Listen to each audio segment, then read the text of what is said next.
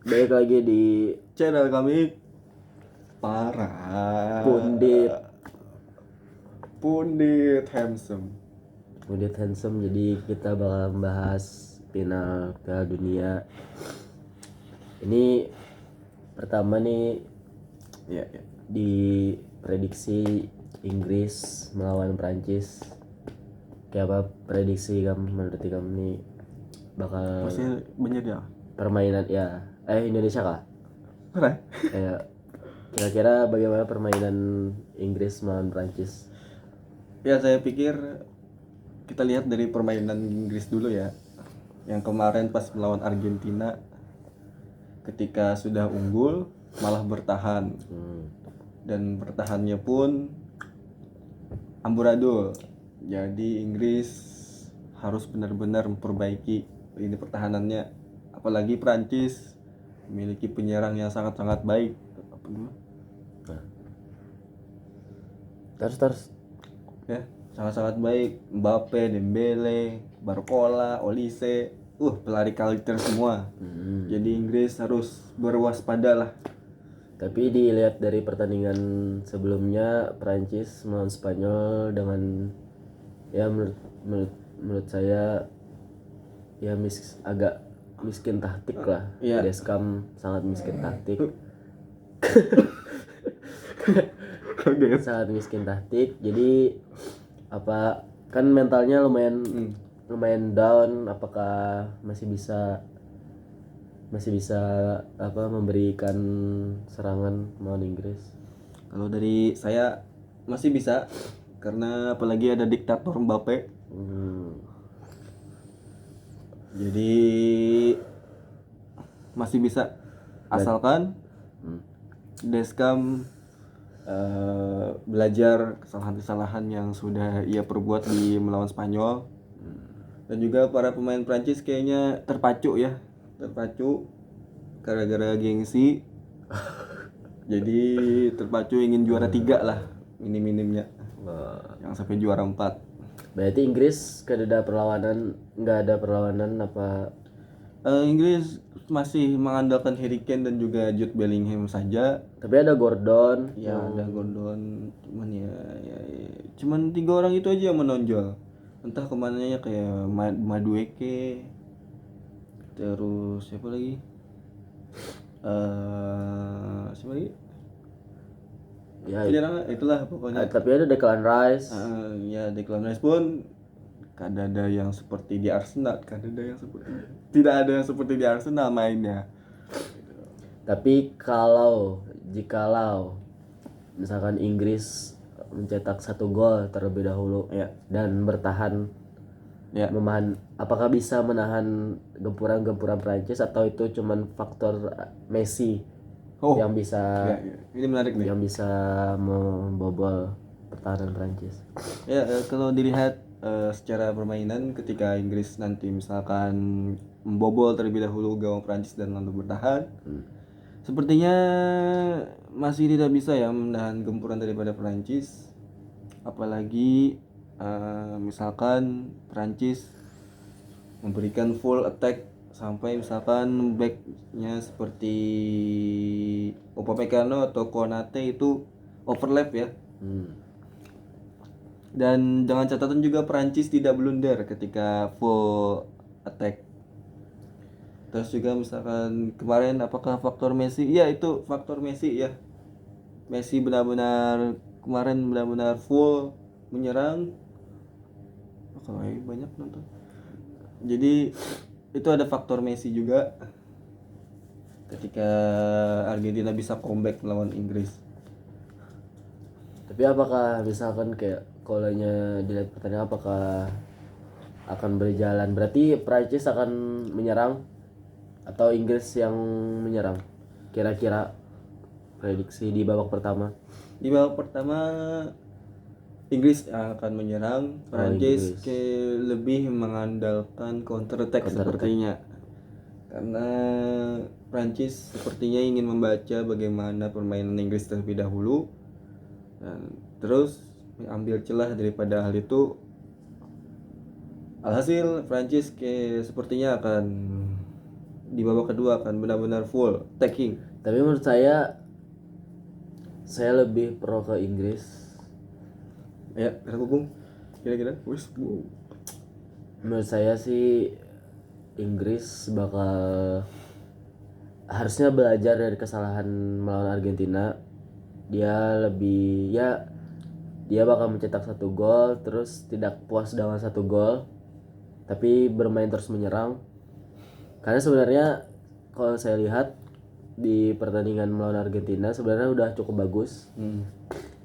Sampai di mana kesalahannya cuman langsung bertahan setelah 1 gol. Udah puas dengan 1 gol. Dimana kalau Argentina ya sepanjang Pildun ya menangnya comeback.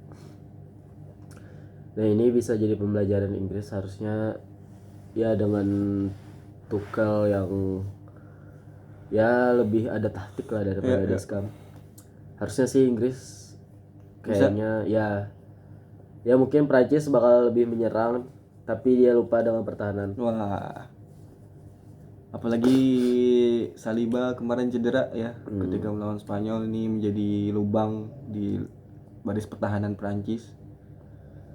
Ya kita lihat saja nanti ketika pertandingan pada subuh atau pada jam 5 pagi ini. Kalau saya lihat di statistik kebobolan Inggris di Piala Dunia 2002 ini lumayan banyak dengan 8 gol sih. Wah. Ya, itu sama dengan torehan golnya Messi ya. Dan juga Mbappe. Kalaunya Prancis ya kita lihat datanya bagaimana kebobolan dari pertahanan Prancis, apakah lebih buruk ataukah lebih baik? Kalau Prancis kita lihat 4 gol. Cuma 4 gol. Cuma 4 gol pas melawan Irak 1 gol, Senegal dan 2 oleh Spanyol. Ya lumayan oke lah bisa bertahan, tapi Prancis tidak bertemu lawan-lawan yang cukup kuat sih di fase grup, terus di 32 besar.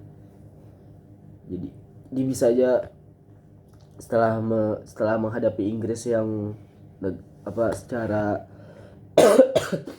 secara tim lebih kuat, Ya. siapa tahu bisa kebobolan. Dan Spanyol kebobolan 2 karena terburu-buru ya. Spanyol Prancis. Sepertinya Prancis kena counter attack lagi oleh Inggris. Kolanya kita beralih ke pertandingan final. Oke. Piala Dunia Argentina melawan Spanyol. Generasi baru yang melakukan debut, Lamine Yamal melawan Messi yang mengakhiri ya ini Piala Dunia terakhirnya. Kira-kira cerita terbaiknya apakah Messi terakhir Piala Dunia dapat piala atau Yamal di debutnya dapat piala? Secara cerita, secara Iya, sebenarnya kalau misalkan skenario, kita lihat dari ceritanya lebih bagus Messi back to back karena ini kan Piala Dunia terakhir Messi. Jadi sebagai kado perpisahannya di timnas Argentina. Tapi di satu sisi kita lihat Lamine Yamal dan juga kawan-kawan seperti Pau Kubarsi juga menjadikan sebuah sorotan cerita yang indah ketika Spanyol juara Piala Dunia juga tahun ini. Jadi kalau dari opini saya Argentina lebih condong harusnya bisa mengangkat trofi pada tahun ini lagi back to back. Tapi bukan tidak mungkin Spanyol juga tidak memberikan perlawanan seperti itu. faktor Messi sih menurut saya yang memberikan impact yang lebih besar. Karena secara subjektif dan objektif saya melihatnya. Ya, sorry ya. Tadi kita mute aja nanti. Iya. Mengenai pemain-pemain muda yang ada di Argentina, Spanyol, Inggris ataupun juga di Prancis. Di antara 4 negara ini Ya mungkin ada yang paling menonjol, salah satunya kalau menurut saya adalah Pau Kubarsi sendiri ketika menghadapi Perancis, yang dimana sangat-sangat di luar ekspektasi ya, karena Pau Kubarsi benar-benar mengantongi daripada pemain penyerang Perancis. Jadi benar-benar di luar ekspektasi saya. Terus kalau misalkan kita lihat dari negara lain, di Argentina ada Thiago Almada dan juga anaknya daripada Simone. Itu juga termasuk pemain-pemain muda yang menjadi sorotan di tahun ini. Apalagi di tahun ini banyak timnas itu regenerasi ya. Regenerasi pemainnya banyak mengandalkan pemain-pemain yang masih muda. Itu dari Argentina dan juga Spanyol kalau menurut saya. Kalau dari Inggris sendiri sudah tentu ada Jude Bellingham dan juga Gordon. Ini dua orang yang sebenarnya jadi rival di klub. Tapi saya lihat di Inggris kekompakannya tidak menurun ya. Bahkan tidak degradasi lah kayak itu nah kekompakannya. Dan juga kalau dari Perancis, pemain mudanya saya lihat Barcola aja yang benar-benar menonjol. Tidak ada yang lain, tidak ada yang. Kalau Mbappe, Olise itu kan juga sudah template. Gitu. Kalau misalkan regenerasi Barcola. Dari Bung Gidan Menurut saya sih tetap Messi. Secara karena faktor Messi ini sangat sangat Argentina tanpa Messi ini patut ditunggu-tunggu bagaimana perkembangannya setelah ditinggal Messi. Menurut saya sangat jauh sih, sangat jauh. Karena tidak ada pemain terbaik sepanjang masa selain Messi. Bahkan Ronaldo, I'm back. No. beneran baik ternyata. Ya itu. Musuh. Ya. Kalau kita bicara negara-negara yang di luar daripada 4 besar ini, contoh seperti Norwegia, Norwegia. Iya, yang menjadi sorotan. Adakah pemain-pemain yang selain Haaland ya, yang jadi sorotan lah? Odegaard cukup bermain apik pada beberapa pertandingan cukup konsisten secara pertandingan. Ada di situ Olaf, ada ya cukup konsisten lah Odegaard. Saya lihat beberapa sorlot ya agak blunder di pertandingan terakhir. Cuman itu kejadian begitu cepat di lapangan. Dia tidak bisa juga yang berpikir ya perlu banyak pengalaman, perlu banyak ini. Iya, itu tadi dari Norwegia ya. Kalau dari Belgia sendiri? Oh, Belgia saya tidak nonton. Oke, benar sekali. Kayak saya nontonnya Messi. Salah satunya juga tim kuda hitam dari negara Tanjung Verde ya kemarin, yang sempat merepotkan Argentina juara bertahan. Sempat benar-benar merepotkan sampai ke extra time. Ya, tim anomali. Ya, apalagi kipernya sampai-sampai bisa menahan free kick dari Messi, itu bagaimana itu 41 tahun euy. Messi sih cukup kesusahan saat melawan KW Verde. Menurut saya mental yang terbangun dari tim Argentina dari comeback Tanjung Verde melawan Mesir, melawan Swiss, setelah itu melawan Inggris itu cukup jadi bekal yang sangat cukup di pertandingan partai final ini. Tidak takut saat ketertinggalan. Iya. Apalagi melihat mentality dari pemain-pemain Argentina yang luar biasa saat menyanyikan lagu kebangsaan, saat di bench menuju apa? Menuju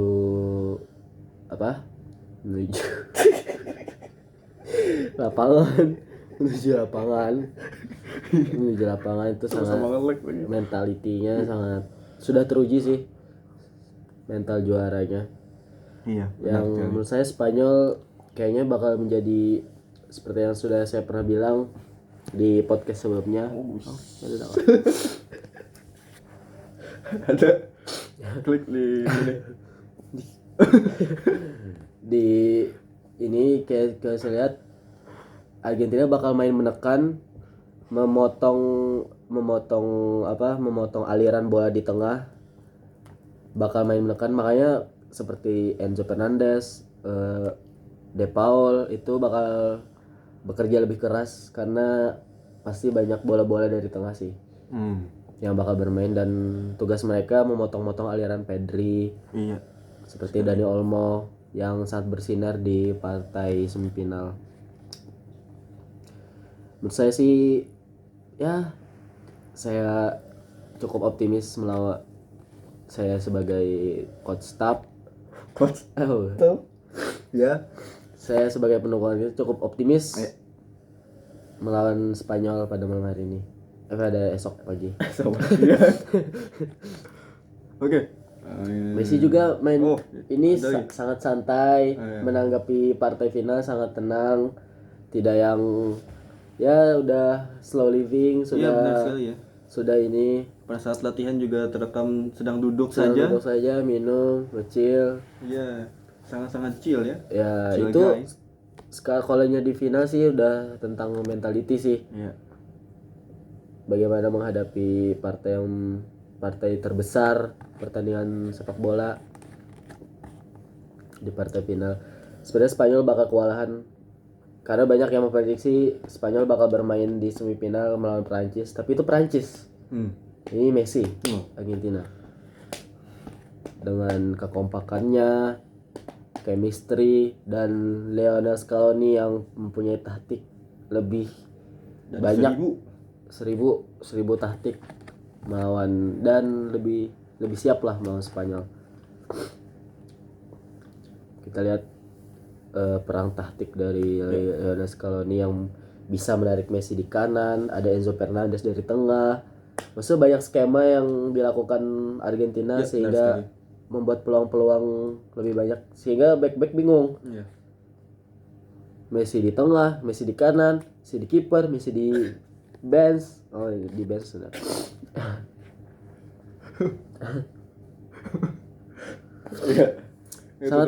sangat banyak taktik opsi. Selagi ada Messi sangat banyak lah peluang-peluang yang bisa kita lihat. Ya, itu tadi tanggapan dari salah satu fans daripada timnas Argentina dan juga fans daripada Messi. Kita akan beralih ke studio. Ya, rekan kita di sana.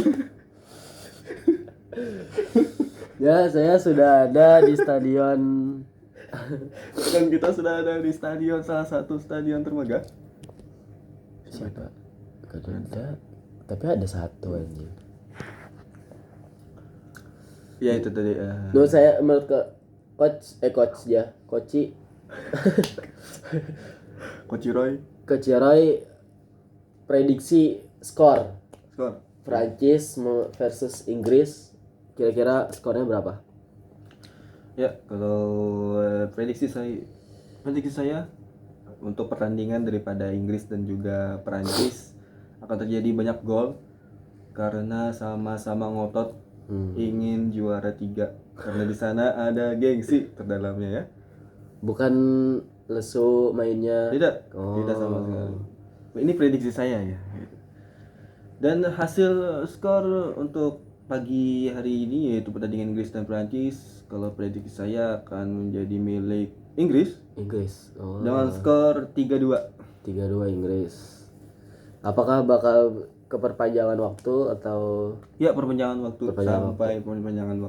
Oh, ini sangat-sangat ngotot mainnya. Berarti di 90 menit apa 0-0 atau 1-1 atau 1-1 dulu. 1-1. Ya, 1-1. 90 menit. Siapa ini anjing? Ini kawanku. Siapa nih? Wow. Selamat bergabung untuk McFlurry-Oreo. Buat saya sih, kalau saya Inggris dengan Prancis bakal diskor karena sama-sama ngotot. Oke. 5-5.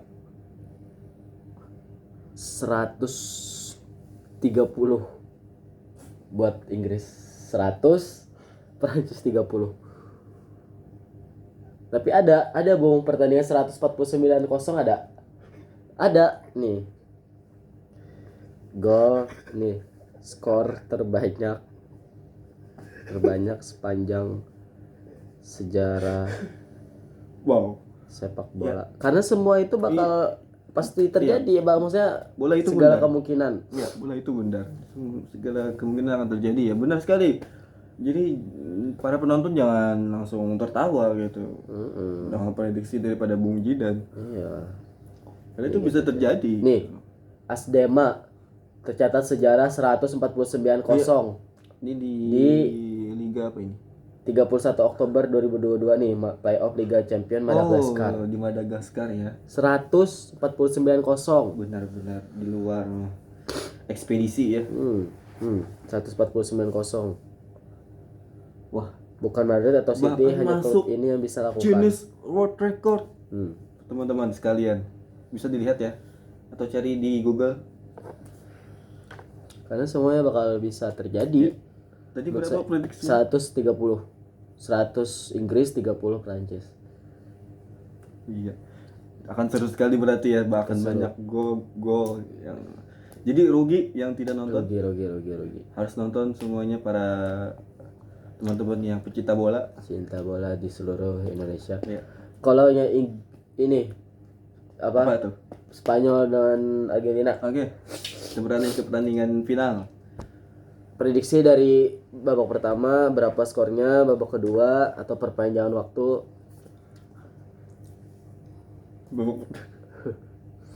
Babak pertama akan berjalan masih adem ayem, masih 0-0 menurut saya. Ya walaupun Argentina akan menekan daripada algoritma penyerangan Spanyol. Berarti Argentina bakal lebih menyerang Iya, atau benar bertahan? Lebih menyerang. Oh, lebih menyerang. Karena ingin mematahkan daripada skema permainan Spanyol. Nah, untuk di babak kedua mulai ada gol. Oh, Golnya akan Salto. Messi salto. Bukan. Apakah terjadi berapa? akan terjadi 1-1. 1-1. 1-1. Terus lanjut ke babak extra time. Nah, di babak extra time ini benar-benar ngotot kembali. Dan hasil akhir daripada perpanjangan waktunya adalah 4-4 dan akan dilanjutkan ke adu penalti. 4-4 di ekstra babak tambahan. Iya. Wow. Jadi 4-4 karena sama-sama terbuka permainan. Golnya siapa ini golnya? Golnya kalau dari Argentina menurut saya ada Messi. Messi Tentu saja. berapa gol? Messi 2 gol. Oh, Messi 2 gol, oke. McAllister 1 gol.